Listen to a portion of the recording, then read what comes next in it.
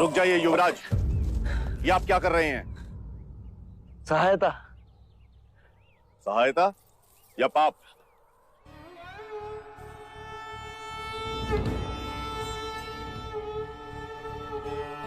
पाप?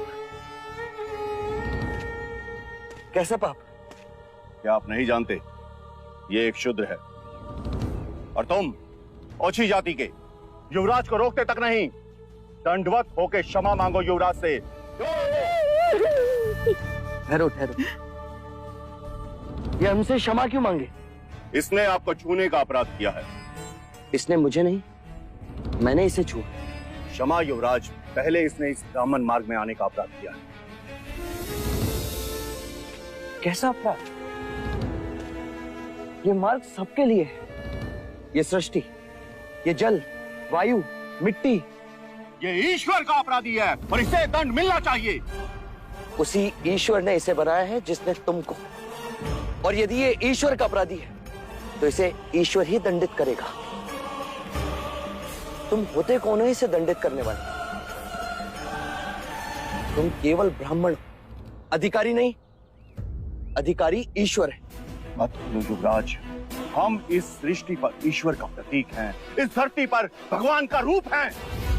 केवल हम वेदांती पूजा पाठ कर्म से पुण्य के अधिकारी हैं, पुण्य के। यदि ये सत्य है तो कर लेते हैं तुम में और इसमें तुलना।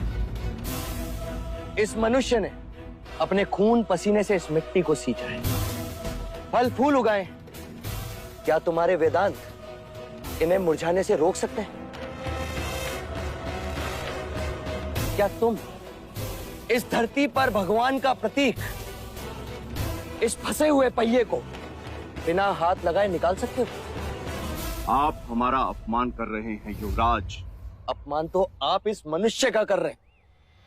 मत भूलिए युवराज, आप धर्म पर विवाद कर रहे हैं, धर्म पर। मैं मनुष्यता को बचा रहा हूं विप्र। विवाद धर्म पर नहीं, धर्म के नाम पर उठ रही घृणा पर है।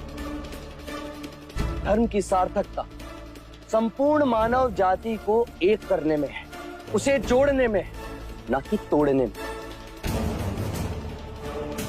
वर्ण कर्म के अनुसार, ना कि धर्म के अनुसार।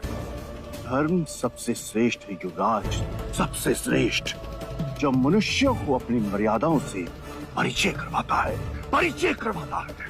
उस धर्म को बनाया किसने? मनुष्य ने। हम कहते हैं कि हम सब मनु की संतान हैं, ब्रह्मा के वंशज। क्या कभी आपने शंकर की जाति को पूछा है? कभी आपने ब्रह्मा के गोत्र को पूछा है? या कभी विष्णु के वर्ण को पूछा है?